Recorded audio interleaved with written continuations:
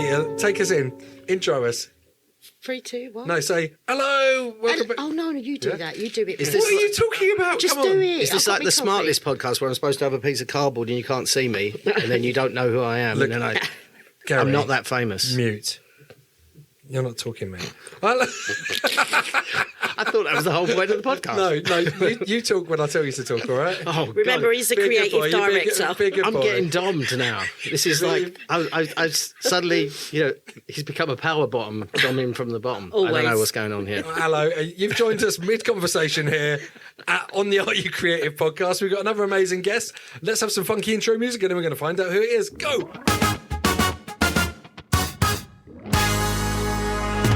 Give us a good woo.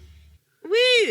Oh, God. Oh, come on. Come on, right, let's go. I feel like it's me. It's no, like it's bringing not me down. you. Yeah. It's the time of night. People right. that know me know me. Hello, It's bedtime. hello. You're listening to the Are You Creative podcast with me, so-called creative expert Nick Hearn, and my co-host. Sangita, not so creative, maybe. Getting a little bit more creative every podcast, so I've got to say. And we've got another amazing guest on today. We are coming to you from City Sound in Radio City, Chelmsford. Whoa, in Essex. Amazing, the birthplace of radio. And we're going to talk today to Garry. Now, Sangita, you have never met Garry. No. So, looking at him, we're doing a bit of Guess Who here. I'm gonna describe Garry as well as we go along, but we're going to do some Guess Who so Sangita can see what sort of creative discipline does Garry do? Now, because I'm not a creative and the people are telling me everybody can be a creative, I'm looking at you and I'm thinking, okay, it's got to be arts because it's creative. But then the other side of me is thinking, it could be a model. I mean, It could be look a at him. model. He is It- handsome, right? You wouldn't leave him. You wouldn't leave him at your mum's house, basically. First of all, thank you very much for having me on the podcast, and thank you for saying that. I could definitely model kitchen sinks or Lego or I don't know, some other Now, Sangita, look stickle at bricks. So was that a clue in building? no. Sangita, look at these guns. Look at his biceps. Look at this. This guy is shredded. He's So built. this is what I'm saying. Models have to do that, don't they? Yeah. They So, have so to- you think he could be like a mankini model? Yeah, quite Yeah, possibly. something like that? Yeah. Yeah. Well, I think. I'll Should we? take it. Should, I'll take it. shall we Thank find you. out what he does? Garry Vanderhorne, are you creative?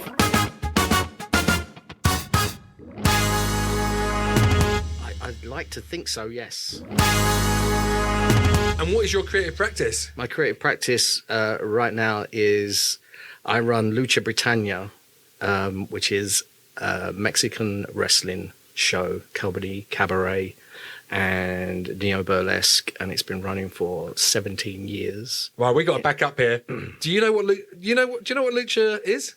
No, but I just heard the whole other bit of it.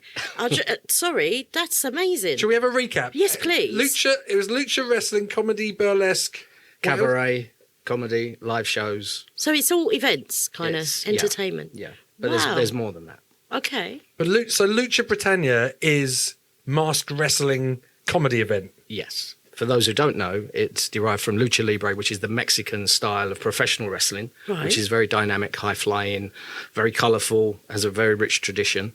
And I hybridized it, mixed it in with the British and the American style and the Japanese style, and I created Lucha Britannia. So you fusioned all these things Yes. and you created your own fusion. Yeah. And does that run here in Essex? Because I've never... Not really yet. Ah. Gary's from Essex. He's Brentwood boy. But I live in Brentwood now.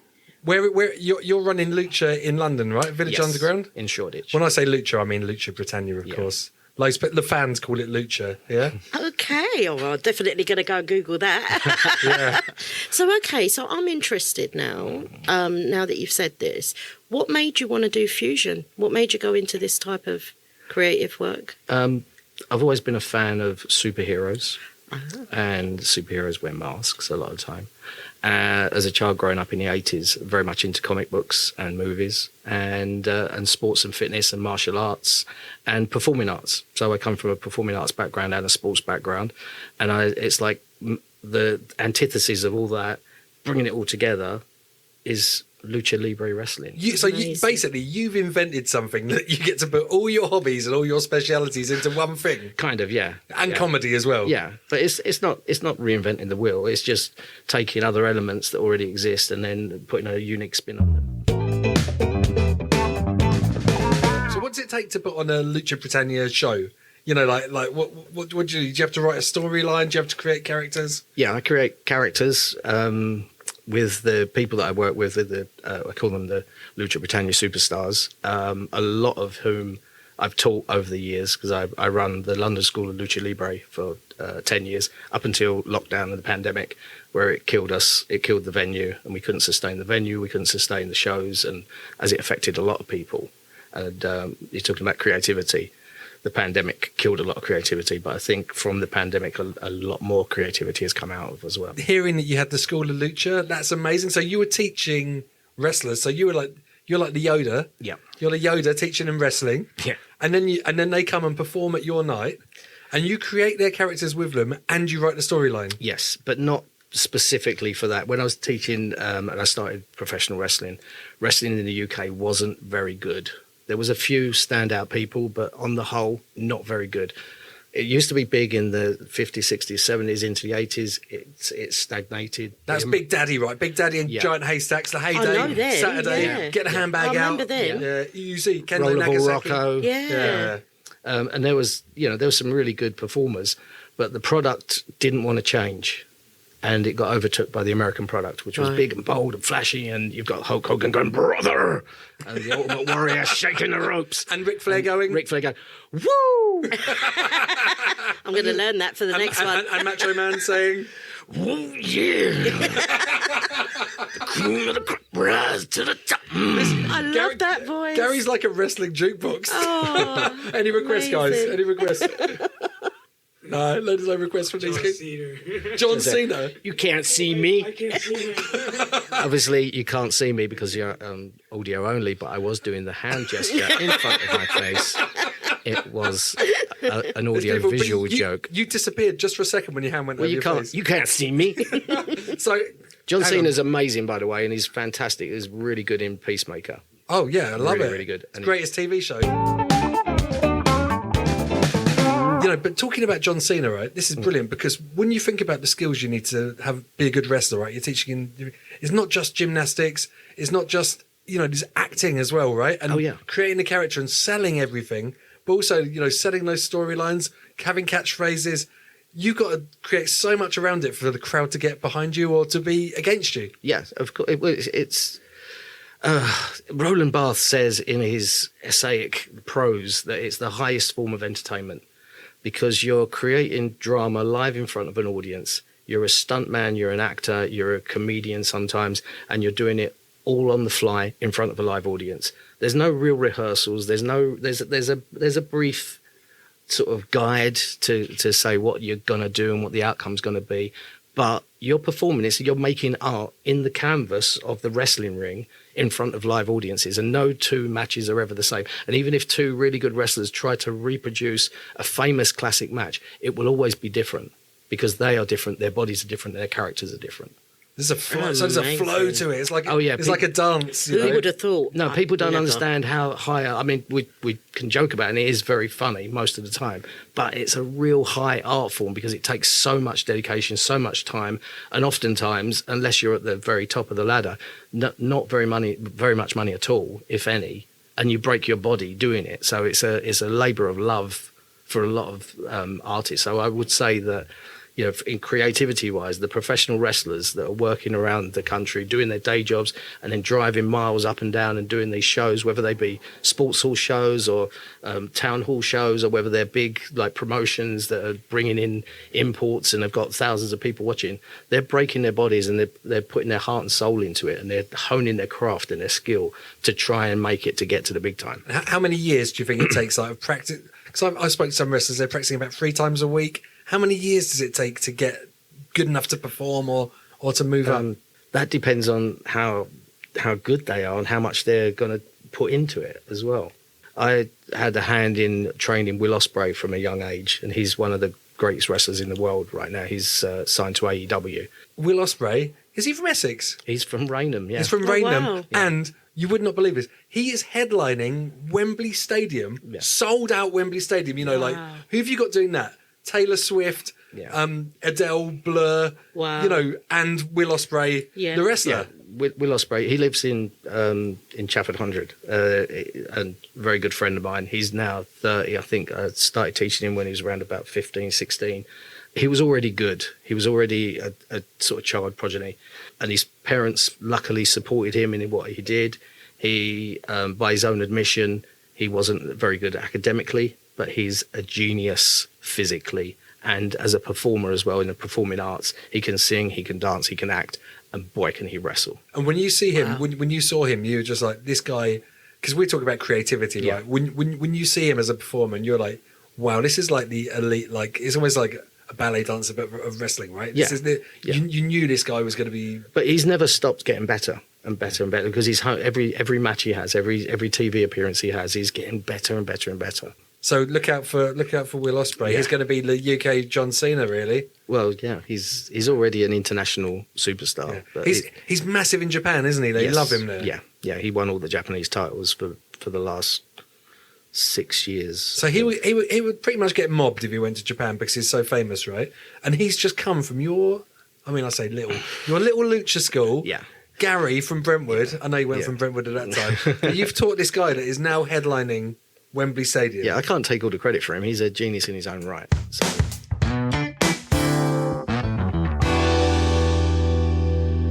So is there a retirement cut-off point then in this field? It's how your body... Right, okay. So Garry, so you could be 70 and you could still be doing it if your body says yes. Yeah. I suppose if your act's just like stomping around going, oh, I can't do the Hulk Hogan. Do the Hulk Hogan? What, brother? Yeah, what, brother? You know, like Hulk Hogan just keeps going forever. But if you're like a high flyer, high impact wrestler, I guess... If Hulk Hogan walked in here right now, you'd be like, oh my God, that man's in so much pain. Really? He's had several hip operations, several knee operations. He's a walking mess. He's lost 3 or 4 inches of height over the years. So is that some of those repercussions then in this field as a wrestler as you get older? Yeah, professional wrestling takes it out of your body hard. So you're sacrificing your body to make art. It's amazing. Yeah. You must have taken some big bumps then if you can't do it anymore as well. Yeah. My career was cut short when I shattered my calcaneus, which is your heel bone. I landed badly from a dive in a triple threat match, and it sheared in half and had 7 breaks in a bone that's only about 2 inches big, and it broke my ankle. And it kind of, that sort of put me into, well, maybe I need to teach teach safety. Now, Garry, maybe I need to stop. Maybe I need to stop people from making this, because people were getting injured and people getting hurt. And people sometimes die from it, sadly, or get paralysed. Wow. So there's, because I was I have sports background. I have qualifications in training and teaching. So I was able to combine that. There wasn't really a professional wrestling school of any kind of gravitas in Britain, really. There were some people that were teaching that were very good, but they still were just doing what they'd learnt from pro wrestling. They wasn't putting other stuff in. Like me and my brothers, like jumping off a sofa onto each other. You just, I've seen that move on TV, I'll copy it.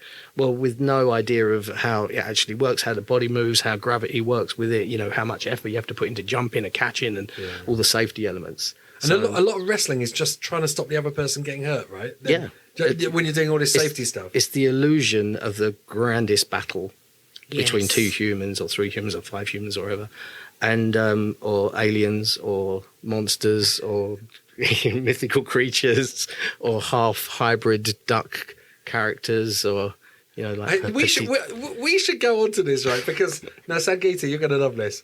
So Garry works with these wrestlers, right, to create these characters.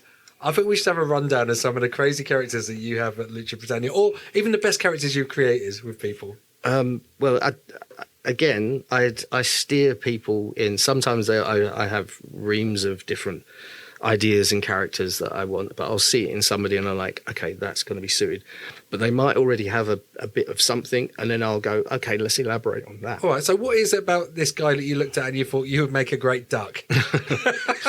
Was he eating bread or something? Was he just eating bread, flapping his wings? And you like, he would or make was a he good just duck? called Donald? He is called Petito Peligroso, the dangerous duckling. Okay. So why did you? How did you and Patito Peligroso? Petito Peligroso. Sounds like You have dish. to. He is a dish because Lucha Libre is Mexican. The Mexicans speak Spanish, so we try to have some Mexican sounding names, and it's comedy as well. My show is a comedy show.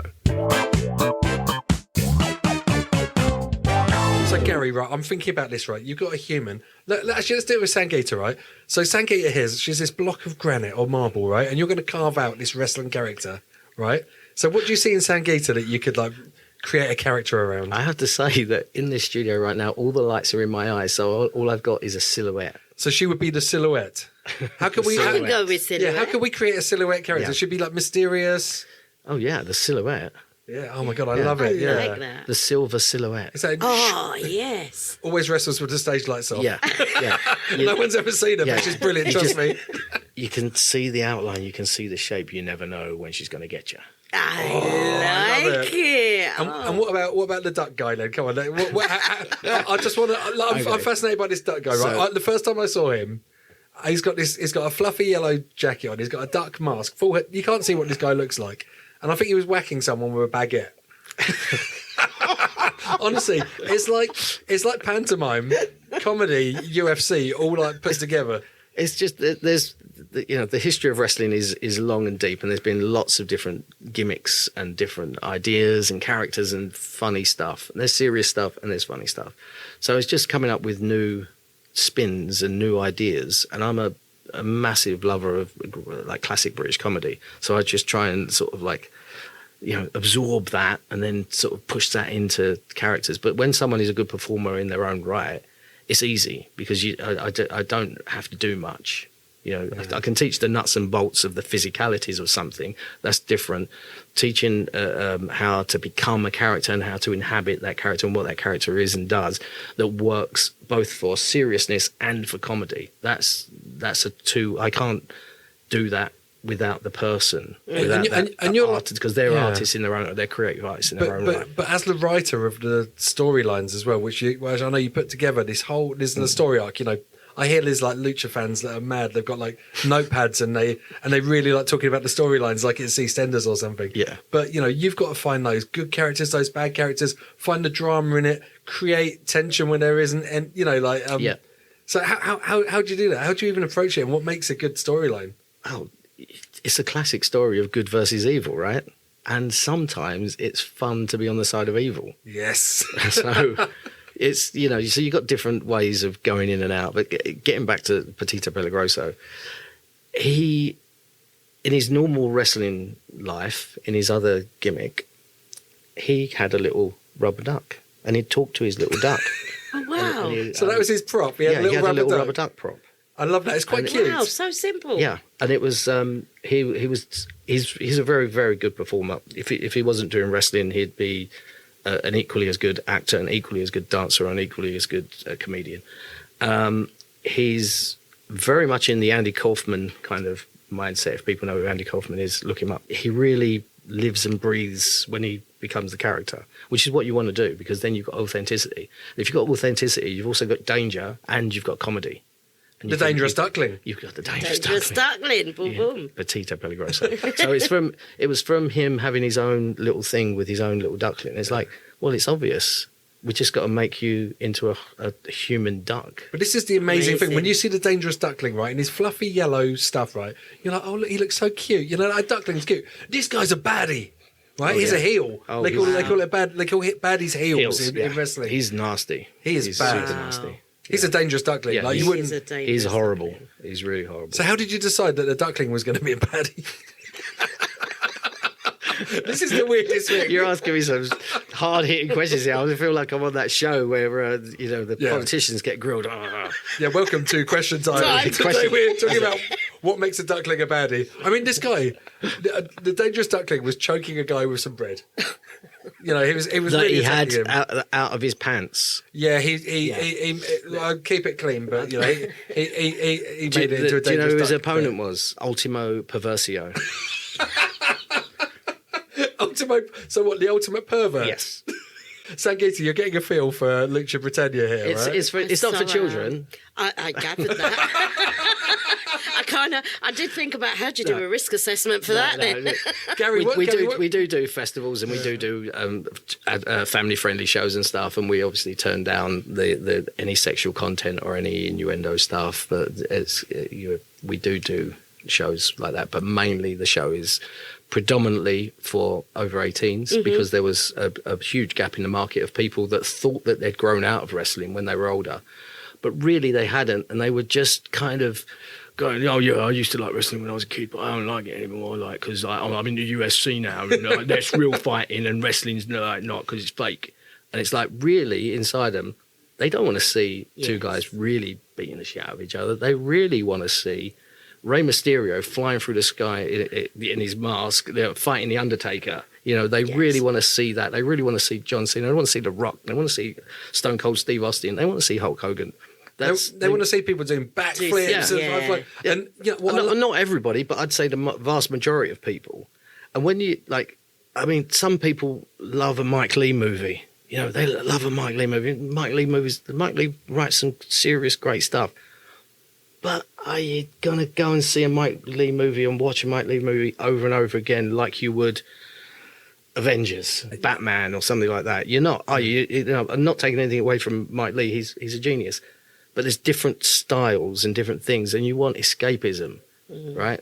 Lucha's got that vibe. It feels like so British, you know, like, even though you've got a Mexican thing, you make it, it's like bits like Mr.Bean or like Bottom, you know, like all of these like hilarious slapstick. It's more from Are You Being Served? It's more Monty Python. Yeah. It's coming from the Goodies. It's coming from, you know, 60s and 70s into 80s stuff. I mean, there's Hello Hello in there. There's all the classics. There's not the 9 o'clock news Rowan Atkinson and Blackadder Rowan Atkinson rather than Mr. Bean, I would say. Although there are, you know, some elements. Mate, you're talking about a guy with a duckling, right? Like, that's like Mr. Bean with his teddy. Mr. Bean could step up there in his tweed jacket and hit someone with his teddy and it wouldn't be out of place, honestly. So do you go on another, I guess, the other side of it? Do you go abroad with this, or is it just in this country? We have plans for stuff in America. Brilliant. At the moment, called Lucha Britannia International. Ah, I like that. We're working on it. It was happening again pre-pandemic, and then pandemic happened and it quashed it. And it's been really difficult to start because the world has changed. London has changed. Going out has changed. And then getting the message out, even to the people that are fans and follow you, getting the message out to however many people you've got. The algorithm squishes you, and you're only going to get to 10% of them if you're lucky. So then people go, oh, you've been doing the show again for a year? I only just found out. It's like, I've been doing it for a year and we couldn't have made any more noise about it. We've done everything we possibly can. How are you not seeing it? But that's what's happening. Social media now has squished you, and it's making it really difficult for anything. I feel sorry for especially new young bands. Like, how do you get out there? How do you get the message across? Yeah, so it's really difficult. How would anyone start? You know, like I see, you know, just around the corner from here, I always see posters up for wrestling events and it says, you know, South Woodham Ferris Village Hall and stuff like that. You know, but I always want to go and support them, you know. Like I say, it looks fascinating. It looks brilliant. I know the guys are going to put on a good show. Well, but how do you start those out? posters, probably the guys that run that are people that I've trained and given them the skills to be able to go on to run their own promotions and eke a living or do whatever they want, like chase their dream. They're never going to be in the WWE, but they are doing these shows and, you know, doing all right from it. And it'll be the wrestlers themselves that are probably going and sticking the posters up and promoting it and working really hard. Town centres. Yeah, it's happening. It's a very sort of underground thing, but it's not that underground. It's like it's an analogy for life. You know, you got the 1% at the top, and then everyone else is getting squished down. So the 99% is getting squished down here, and we're all down here trying to navigate the middle ground. John Cena and The Rock are too big, right? Yeah. and Hogan's Pythons are too big. They're squishing everyone out.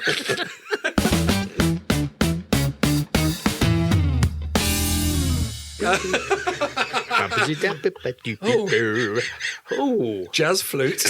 What are we doing here then? Snake jazz. So Gary, what was I going to say?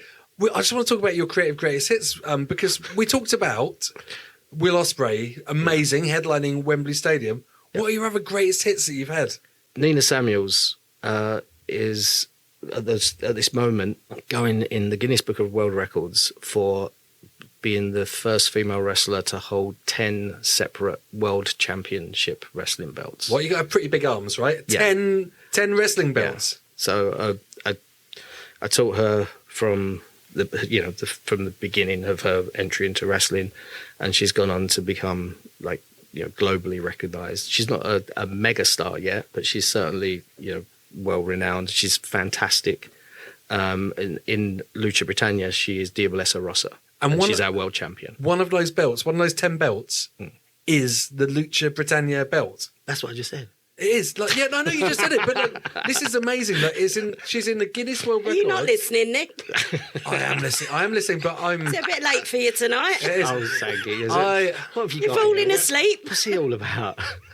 You may laugh, but I'm doing a nice segue for you, Gary. I'm sorry. Yeah. I'm sorry. I'm sorry. So one of these belts that she's got, one of 10 belts, is the Lucha Britannia belt. Yes.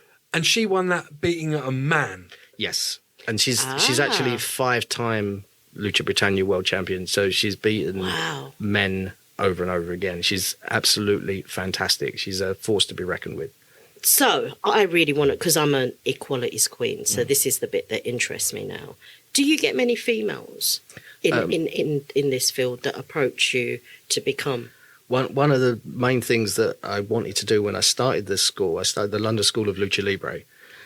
I wanted to give everybody a chance to live out their dreams, right? But in a professional and skilled manner. So we opened our doors, and it was the first time, I think possibly in the world, I don't want to be too thick, but certainly in Europe, that we would open. It's like wrestling was a closed shop. And there's a thing called kayfabe, where you don't let the secrets of wrestling out. You only keep it within It's like the magician's circle. Yeah. And it's a very old, outdated kind of thing. It's okay to do that for the performance, but when you're doing it in reality, i.e. stopping other people from coming in and then being very toxic masculinity with, they think they're going to come and be a wrestler. Let's show them how hard it is, and hurting people. There was this going on, like, historically throughout the world. It was like, if you wanted to be a professional wrestler, it was really, really tough because the shop was closed and they didn't want new people taking their spots. So you had to really earn your spot. When you say new people, man or female, or just more? Well, female wrestling has been around for a long time, but it was always the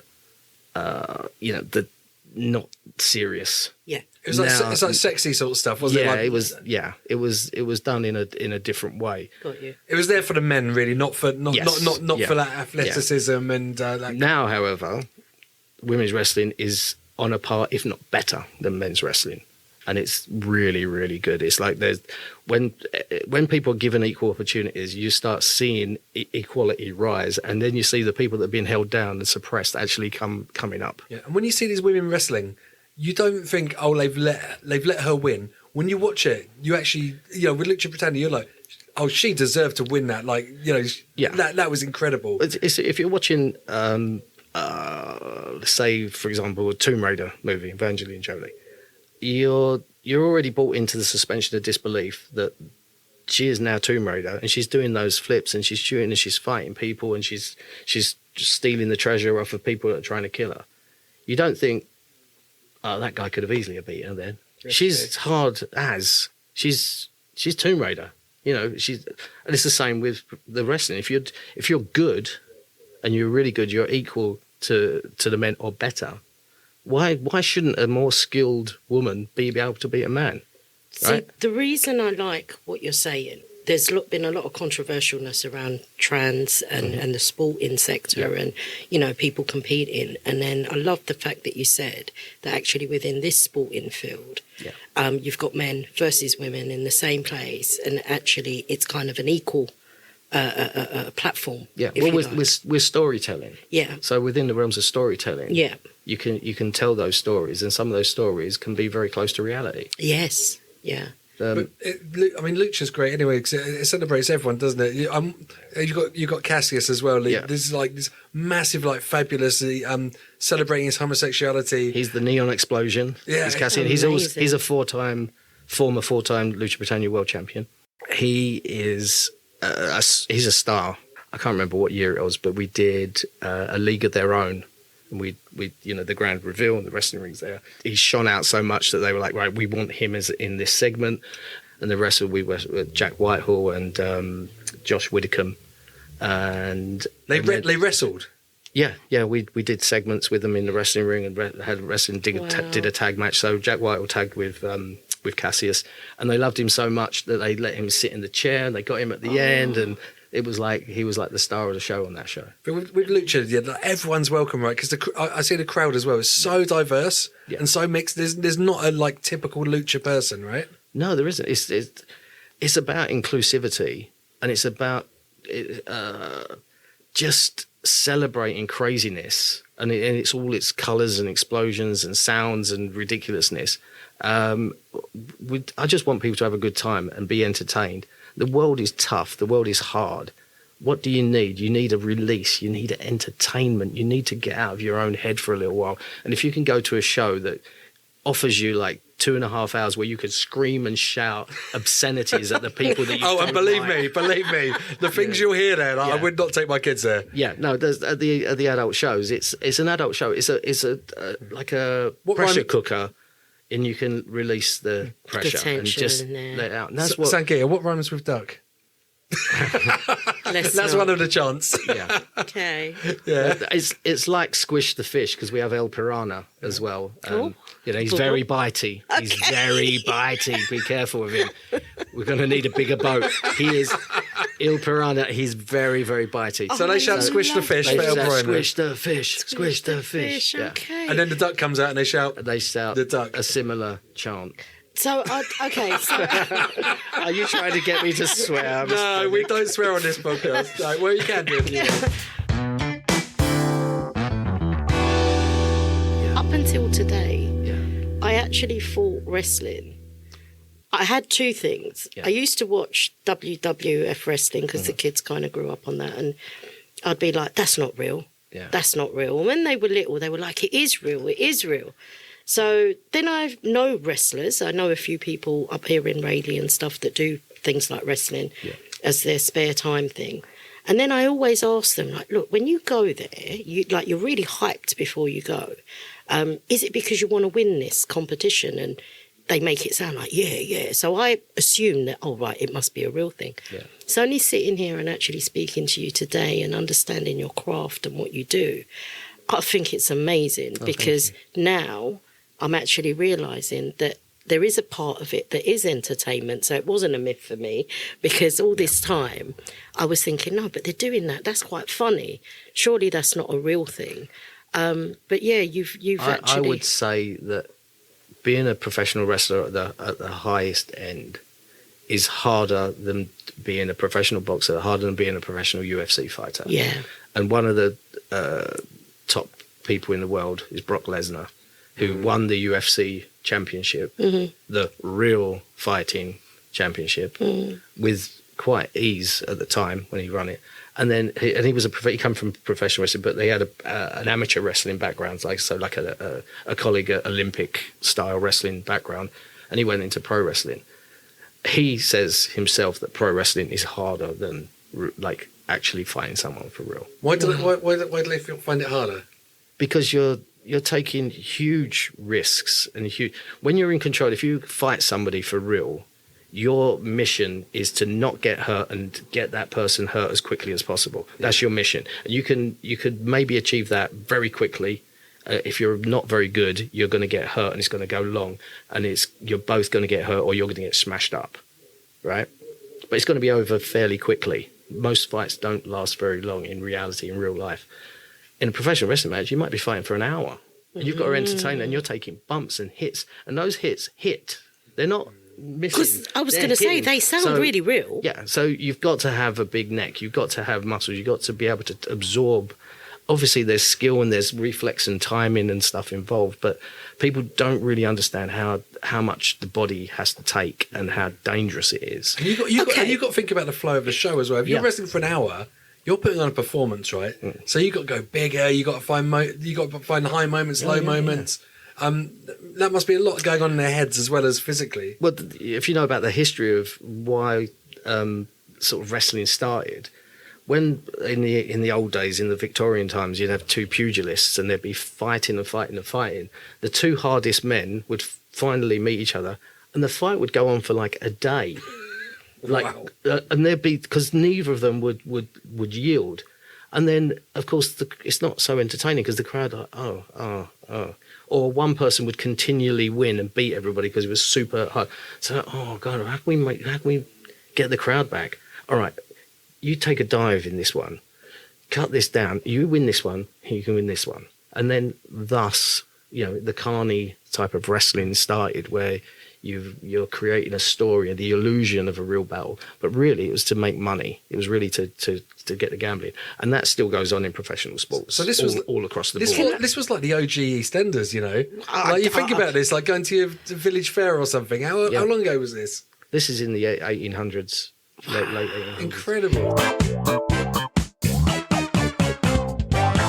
So can I just ask then, so say I was someone 16, 17, I want to get into this, but, I'm really tiny, but I want to get into wrestling. So I come to someone like your school. Mm-hmm. Do you turn me away and say, come back when you're bigger? Or do you say, look, these are going to be the things that you need to achieve in order to do this? We used to have an over 18s policy, unless the parents would come in and we'd see the parents and the parents were supporting them and they had some background in training. It was obvious that these people are going to become professional wrestlers in their life. Right. So we made the rare exception with permission from the parents. And oftentimes the parent would drop the kid. So in Will Ospreay's case, his dad would drop him off or stay for the session. So, there's safeguarding. Do you make allowances for some? But generally speaking, it was over 18s. And my theory behind that was other wrestling schools at the time would only operate for a couple of hours, either on a Saturday or on a Sunday.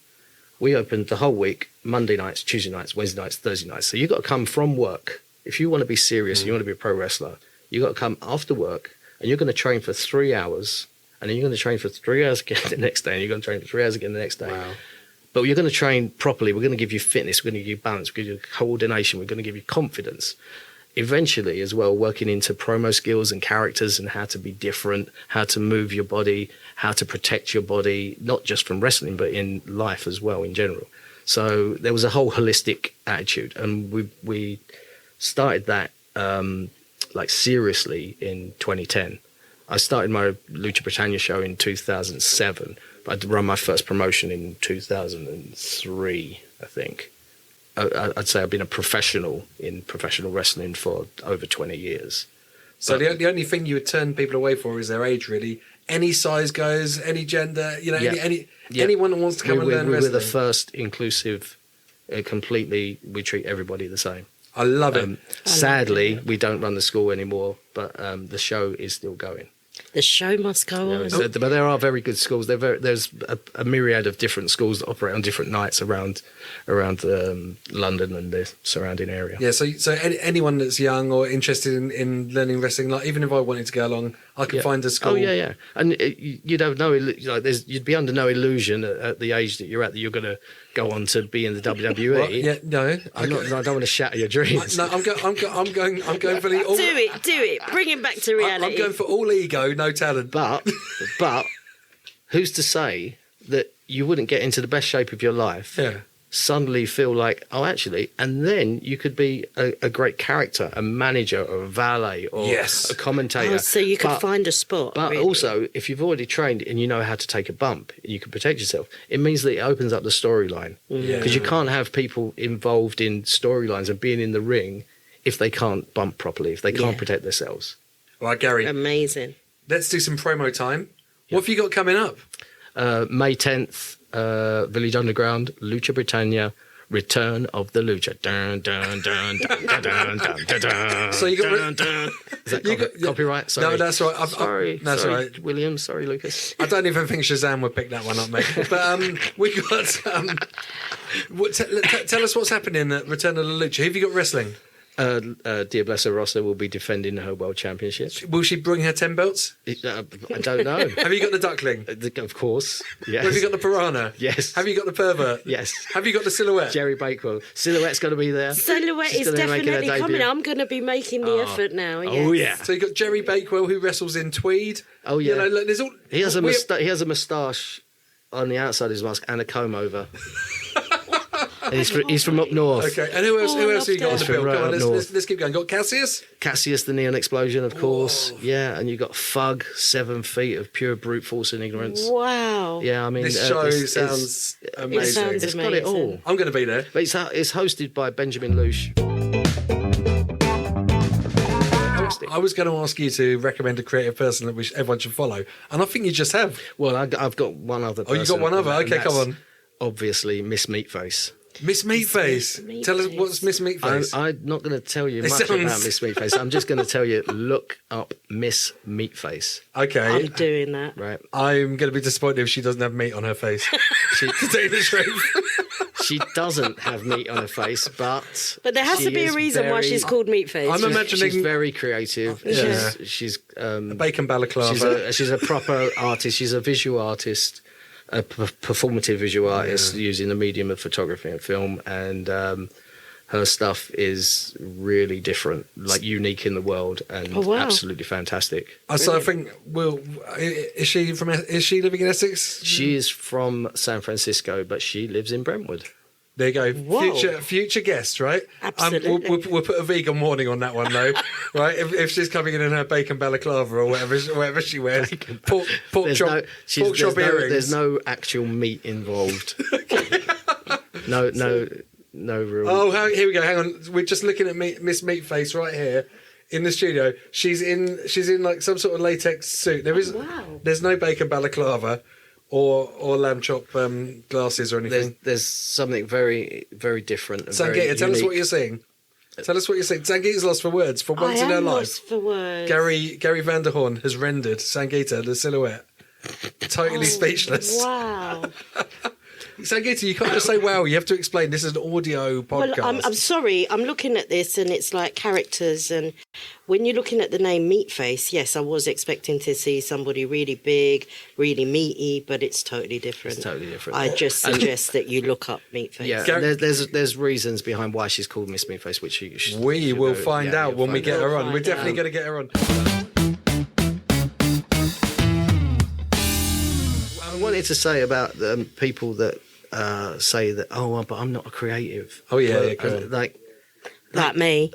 No, yes, you are. Yeah. Everybody has the ability to be creative. You're a human. Humans by default are creative. We're different from the rest of the animals in the world in that we are creative because we have opposable thumbs and we do sounds from our voice in different languages, and we write and we sing and we dance and we draw and we do stupid stuff, and we interact with each other in a creative way. Any medium is creative, and you can be a real nerd about something. In fact, that probably makes you more creative. And I just wanted to say that it's a skill that if you really love something, just absorb it. Absorb it and be creative with it and see what you can come out the other side and see if there is a niche in the market for something. It doesn't have to be commercial, but just something that you love to do that you think, God, I love this. I'm going to get as much knowledge as possible, and then I'm going to spew it out in my way. Brilliant. Let it in and then express yourself. Yeah, so. Do you know what we just had there? This was like Springer's final thought, but it was Vanderhorne's final voice, right? And that was a beautiful way to sum up. I'd like to thank Garry Vanderhorne so much for being our guest. You can find all the links and everything he's talked about with Miss Meatface, Lucha Britannia, probably all the wrestlers he's mentioned. The Double R Club, Benjamin Lush. We'll put that all in the links in the thing. So thank you very much, Garry. Thank you very much. Thank you so much for having me. Thank you. Thank you, Garry. Yeah, thank you so much. Thank you, Sangita. Thanks to our brilliant volunteers from NGDA. Yeah, thanks, We've guys. got Jaden, Georgie, oh yeah, and Connor. Hell yeah. No, come on, we do some wrestling. Oh yeah. And we're going to thank City Sound for letting us use their space, and Paul, thank you very much. And who else we got? Ignite, Essex County Council. Who am I missing, Sangita? Come on, help me out That's here. it. Everybody. God. And Just to our everybody. listeners. And thank you for being yourself. And also, don't forget to like and... Get off. Come on, get off. What are you doing back there? Get off. Your time's up. Vanderhorne. Time's up, Nick. Get off. Vanderhorne's going to put me through the table if I carry on going. But you've got to like and subscribe to our podcast, tell your friends, and follow us on Instagram, which is say dot. You can do the dots. Dot. You. Dot. Creative Dot. podcast. Dot. No dot. There's no dot after podcast. Sorry. Okay, so yeah, well, until next time. See you later. Bye. Thank you.